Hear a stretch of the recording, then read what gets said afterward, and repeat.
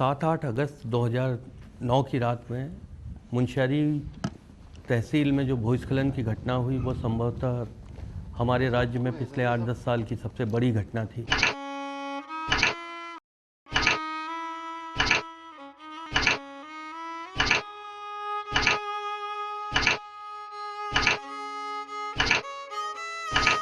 जिसमें कि 38 के करीब लोग मारे गए। इस तरह की घटना दोबारा से ना हो, इस तरह की घटनाओं की पुनरावृत्ति ना हो, इनके क्या कारण थे, किस तरह से इनका पता लगाया जा सकता है, यही इस यात्रा का उद्देश्य था, ताकि भविष्य में हम इस तरह की जगहों को चिन्हित कर सकें जहाँ पर इस तरह की घटनाएं होने की संभावनाएं हैं और इस तरह की घटनाएं क्यों होती हैं, कहाँ पर होती हैं, उन चीज़ों को ठीक से समझ सकें। बहुत ज़मीन था यहाँ, बहुत मकान था यहाँ।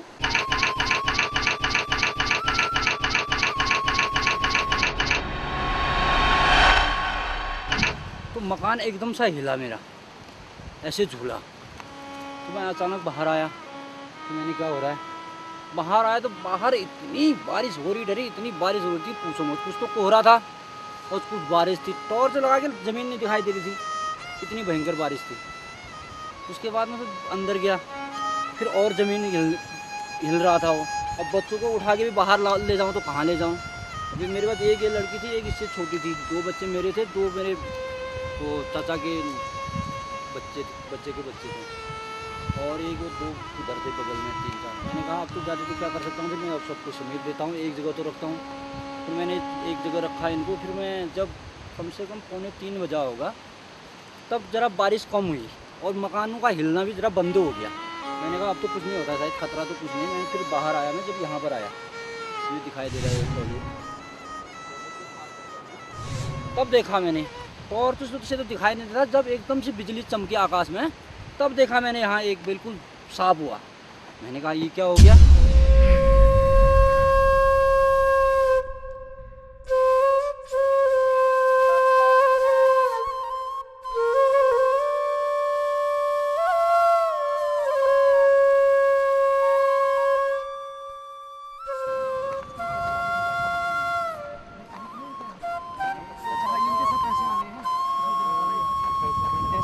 पैसे आएंगे इनके से लगा लेना।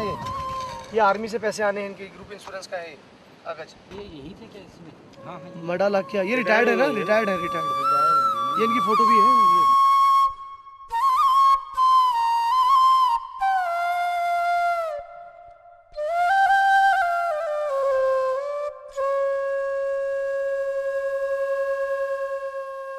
ये। जो हम वहाँ पर जो हमारा ये आपदा न्यूनीकरण प्रबंधन केंद्र का दल गया था, इसका मुख्य उद्देश्य वहाँ पे भूस्खलनों के कारणों का पता लगाना था। इसके लिए सबसे पहले हम वो जगह कहाँ पर स्थित है, आस पड़ोस में या उस क्षेत्र में जो जिस प्रकार के पत्थर, जिस तरह की भू आकृति है, जियोमोर्फोलॉजी है, जिस तरह का टेरेन है, उसे देख के पता लगाने की कोशिश करते हैं कि यहाँ क्या भविष्य में भी इस तरह की घटनाएं हुई हैं या नहीं हुई हैं। यहाँ भी नीचे को ऐसे ढाल में खेत में। और जो घटना घटित हुई वो पर्टिकुलर उसी जगह क्यों घटित हुई। वहाँ पर एक औरत कुछ जानती भी है, वो उसका मतलब जेठी जी लगते थे, वो बोले थे, उनसे कहा कि हम तो ऊपर जा रहे हैं, तुम भी चलो ऊपर, यहाँ नहीं रहते। मुझे कुछ स्वप्न ऐसा हो गया है कि यहाँ कुछ होने वाला है। मैं कहा कहाँ होता है, तुम जाओ। फिर हम तो कहीं नहीं जाते। फिर वो तो अपना मकान छोड़ के ऊपर चले गई, जो रहा है वो मकान, वो ऊपर चले गई। फिर उसने उनको कहा कि मैं ऊपर चले गया हूँ, फिर तुम ऊपर नहीं आते हो तो मेरे मकान में रहो। फिर मैंने छोड़ दिया है, ये यहाँ पर रहो। फिर भी उनको कोई मतलब ही नहीं ठहरे।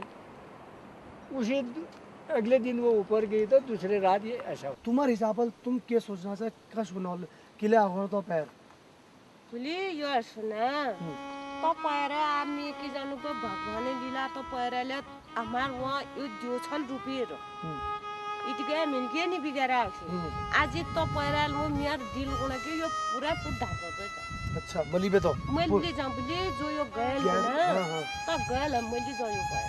अच्छा तुम्हारी ये दिल गुना मियार दिल तो अच्छा तो मतलब किले मतलब तुम क्या सोचना था किले होना तो कि किले होना जो यो धार पर जो यो धार में न हो ना हाँ।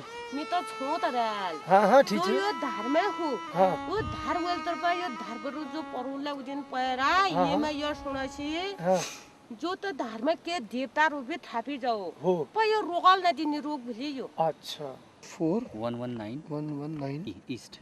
राइट। किसी भी भूस्खलन या अन्य आपदा के कारण जानने के लिए ज़रूरी है कि पूरे क्षेत्र को हम समग्र रूप से देखें, कहाँ से शुरू हुआ, बीच में कहाँ पे ज़्यादा तेज़ हो गया या कहाँ से एकदम से बड़ा, कहाँ से टूटना शुरू हुआ।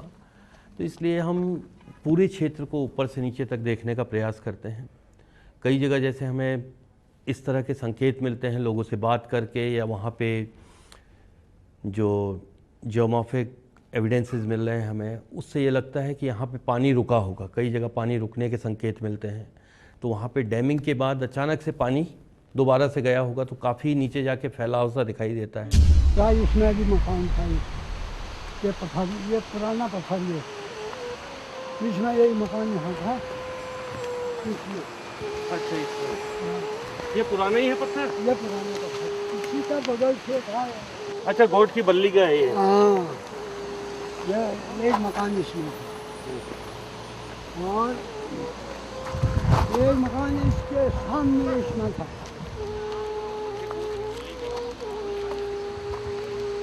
ये उधर वाला पहले भी हुआ था कभी ऐसा? ना पहले कभी भी आपकी याद में 80 साल में कुछ नहीं?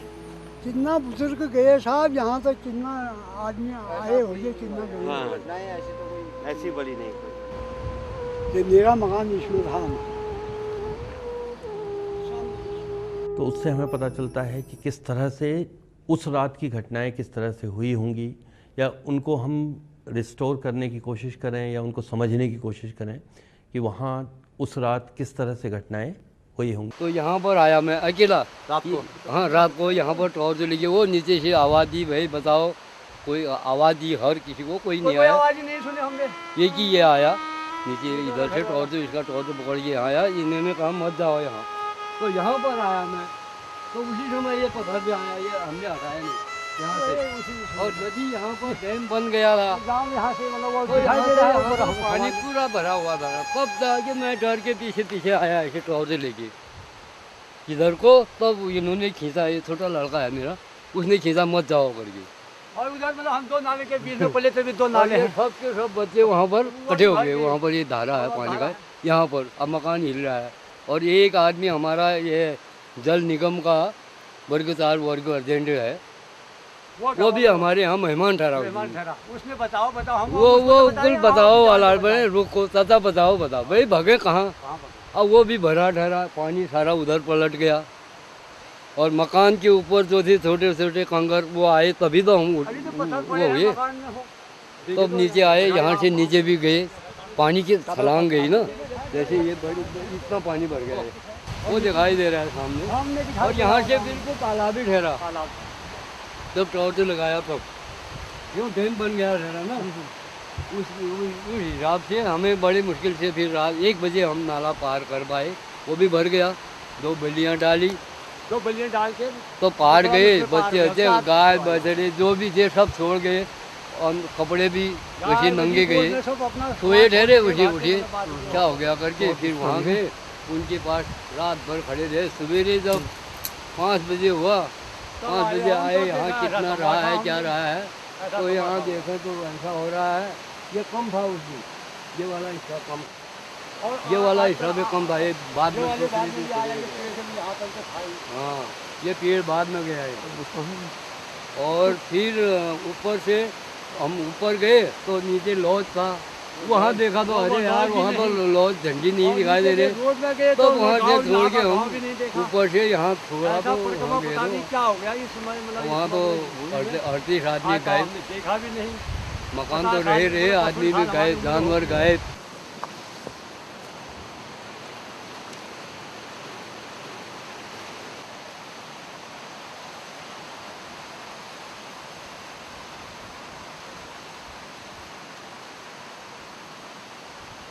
इस पूरे क्षेत्र को अगर आप देखें तो इसमें आपको ज़मीन के ऊपर बड़े बड़े पत्थर या शिलाखंड दिखाई देते हैं। काफ़ी आउटवोकल है, खेत के ऊपर अभी भी आपको काफ़ी बड़े बड़े चट्टानों के टुकड़े दिखाई देते हैं। तो इससे, और दूसरा अगर आप नाले के सेक्शन में देखें तो ओवरबर्डन या लूज जो मटेरियल है वो काफ़ी मोटी सतह है, कई जगह 8, 10, 15 मीटर तक मोटी मट्टी या फिर मलबे की सतह है, जिसमें कि बड़े बड़े चट्टान के शिलाखंड हैं। तो इससे पहली चीज़ तो ये लगती है कि ये क्षेत्र पहले भी कभी भूस्खलन से प्रभावित हुआ होगा, या इस तरह की पेरिग्लेशियल घटना हो सकती है, दूसरी चीज़ें हो सकती हैं जिनसे कि ये क्षेत्र प्रभावित हुआ होगा। और ऐसे में अगर आप देखें कि जहाँ से भूस्खलन शुरू हुआ वहाँ पे काफ़ी छोटा क्षेत्र है, और जैसे जैसे नीचे आता गया इसने काफ़ी विकराल रूप धारण कर लिया। तो इसके लिए एक तो लूज़ मटेरियल था, पानी का बहाव, पानी उस रात वर्षा बहुत ज़्यादा हुई, और ऊपरी क्षेत्र से कुछ पेड़ मलबा आके कई जगह पानी रुका है, कम से कम 2-3 जगह ऐसा लगता है कि पानी यहाँ पे रुका होगा। तो एक बार अगर पानी काफ़ी देर एक जगह रुक जाए तो उसके बाद अचानक से जब वो ढाल पे बहता है तो उससे कटाव बहुत तेज़ी से होता है, उसकी डेंसिटी काफ़ी बड़ी होती है, उसमें मलबा ज़्यादा होता है, पत्थर के टुकड़े होते हैं, तो बहुत ज़्यादा कटाव करता है, खतरनाक रूप से काफ़ी गहरा कटाव करता है। और इस नाले को अगर आप देखें तो लोगों से बातचीत करें तो पता चलता है कि ये नाला बहुत बड़ा नाला नहीं था। पानी नहीं आता ना इसमें, एक सूखा है, एक थोड़ा छोटी रौली है उससे पानी आता है, ये सूखा रौली है। यहाँ तो बिल्कुल पानी नहीं पानी नहीं हुआ ना, अचानक पता नहीं कैसे हुआ ये। जैसे नक्शा है ना, नक्शा में ये सूखा है, मतलब रौली सूखा है, पानी नहीं है। आज ये काफ़ी फैलाव लिए हुए है, परंतु बड़ा सूखा बरसाती नाला सा था जिसमें कई बार पानी नहीं भी होता था। तो इसके लिए कहा जा सकता है कि एक तो वहाँ की जो पूर्व में आए भूस्खलनों की वजह से काफ़ी मलबा जमा था, लूज था, ढाल काफ़ी था और पानी काफ़ी था। तीनों ने मिल के जो स्थितियाँ पैदा की उसकी वजह से ये भूस्खलन उत्पन्न हुआ।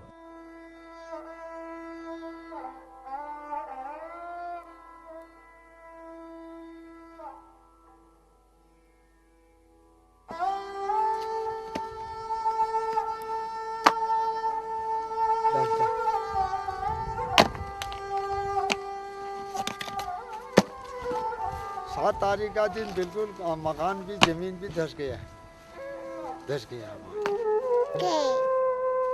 उसके बाद आया साहब यहाँ बैठा है ये चट्टान के अंदर, और वहाँ लगाएगा नहीं है, आप रहने लगाए नहीं है, आपने देखा है ऊपर मकान भी 3 कमरे का ठहरा, वो तो नीचे का भी ठहरा, ऊपर का भी ठहरा, 6 कमरे और का मकान ठहरा। वैसे तो 10 कमरे का ठहरा, अंतर भी बाहर उतना चले गया साहब, क्या करें, ऐसी बर्बाद।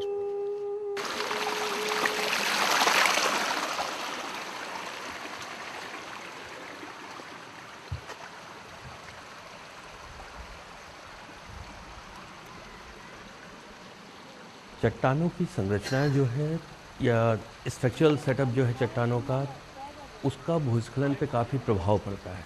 कई बार आपने देखा होगा अगर चट्टानें बाहर की ओर, ढाल की ओर झुकी हुई हों तो उनके बाहर निकलने की संभावनाएं अपेक्षाकृत ज़्यादा होती हैं। अगर चट्टानें या उनकी दरारें पहाड़ों के अंदर की ओर हों तो वो ज़्यादा स्थिर होती हैं। तो इसीलिए हम लोग जियोलॉजिकली ये इस्टेब्लिश करने की कोशिश करते हैं कि इसके कारण क्या थे। तो जो चट्टानें हैं उनका नेचुरल जो सिस्टोसिटी या बेडिंग है वो किस तरफ जा रहा है, उसमें कितने जॉइंट्स हैं, उनकी स्पेसिंग क्या है, कितने वो खुले हुए हैं, ताकि पता चले कि उसकी रॉक मास स्ट्रेंथ कितनी है, कितना मजबूत वो है, और उसमें प्राकृतिक रूप से अस्थिर होने की कितनी संभावनाएं हैं। इसीलिए हम लोग उसका नापजोख लेते हैं, उनको देखते हैं। कई बार आँख से देखने पे पता चलता है कि किस तरह की कितनी वेदरिंग हुई है, कितने वो क्षीण हैं या मजबूत हैं।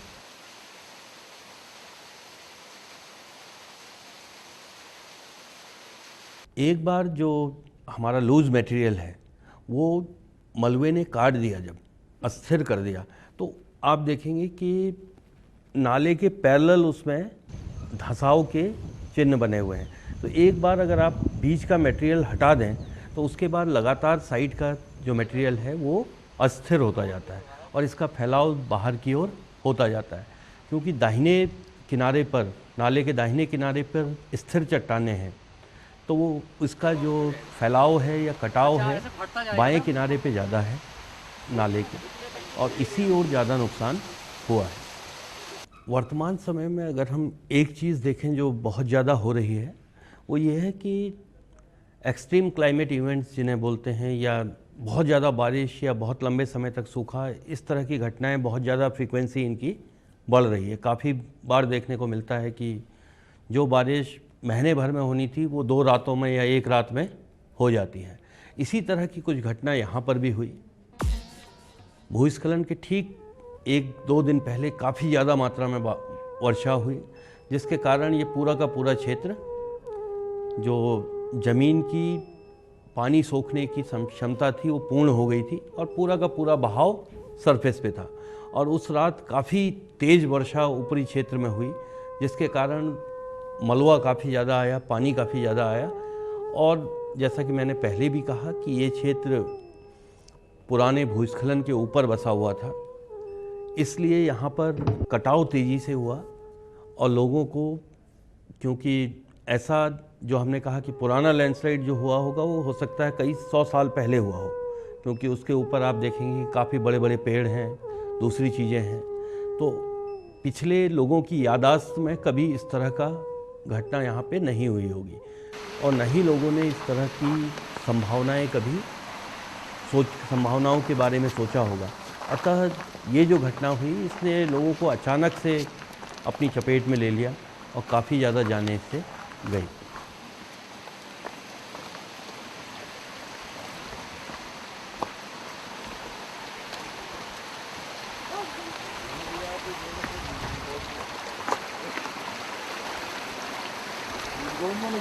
ये जो एक्सट्रीम क्लाइमेट इवेंट्स हैं, बेसिकली इनको प्रेडिक्ट करना या इनकी पूर्वानुमान लगाना वर्तमान में संभव नहीं है, क्योंकि हम जो देख रहे हैं कि ये जो पूरा का पूरा इवेंट है, वर्षा जनित लैंडस्लाइड कहें या मड फ्लो कहें, ये लैंडस्लाइड से कहीं ज़्यादा मड फ्लो है, अगर तकनीकी रूप में कहें कि बहुत ज़्यादा मिट्टी का या मलबे का बहाव हुआ, जिसकी वजह से नुकसान हुआ। और ऐसा अत्यधिक वर्षा की स्थिति में होता है। और वर्तमान में जिस तरह का हमारा इंस्ट्रूमेंटेशन है, जिस तरह के उपकरण यहाँ पर राज्य में स्थापित हैं, उनसे इस तरह की घटनाओं की सटीक भविष्यवाणी कर पाना संभव नहीं है। यदि इस तरह की हम भविष्यवाणी कर पाने में सक्षम हो कि फला जगह में अत्यधिक वर्षा की संभावनाएं हैं, तो निश्चित ही वार्निंग्स दी जा सकती हैं, समय पर लोगों को चेताया जा सकता है, निष्क्रमित किया जा सकता है, दूसरी जगह ले जाया जा सकता है, इवैक्यूएट किया जा सकता है। ज़्यादातर परिस्थितियों में जो छोटी मोटी घटनाएं होती हैं, जो हमें बाद में पता चलती हैं कि यहाँ पे पहले भी भूधसाव हो रहा था या दूसरी चीज़ें हो रही थी, उसको देखते हुए कोई बहुत बड़ा इमरजेंसी प्लान बनाया जा सकना संभव नहीं है। छोटी घटना के लिए अगर हम कहें कि एक खेत धंस रहा था पहले से, उसके लिए पूरे गांव को खाली करा देना संभव नहीं हो पाता, जब तक कि एकदम हमारे पास समय की भविष्यवाणी ना हो कि कब होगा, किस तरह से होगा।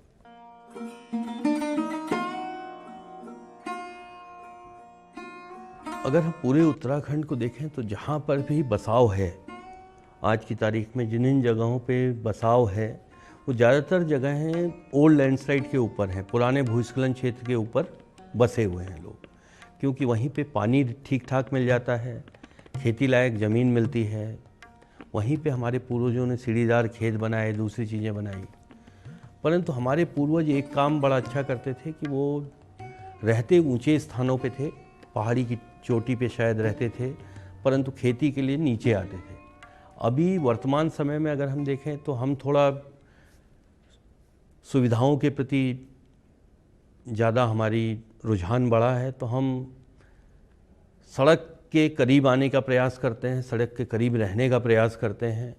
कई बार इस तरह से असुरक्षित जगहों पे हम अपना निवास करना शुरू कर देते हैं, तो उस कारण कई बार घटनाएं इस तरह की होती हैं। अगर इस पूरी घटना में आप देखें तो रोड साइड में काफ़ी कैजुअल्टीज़ हुई, उसके बाद रोड साइड के नीचे हुई। अगर आप उस तरह से देखें तो पूर्व में हमारे पूर्वज जो थे वो सुरक्षित जगहों पे रहते थे, जबकि हमने असुरक्षित जगहों पे रहना आरंभ कर दिया है। तो कहीं ना कहीं हमारी भी इसमें गलती है। और अगर वैसे देखें तो ये एक प्राकृतिक घटना है, बहुत ज़्यादा बारिश हुई जिसकी कि भविष्यवाणी नहीं की जा सकती थी। अतः सीधे सीधे ये कहना कि आदमी की ही गलती थी, वो गलत जगह पे रह रहा था, वो भी संभव नहीं।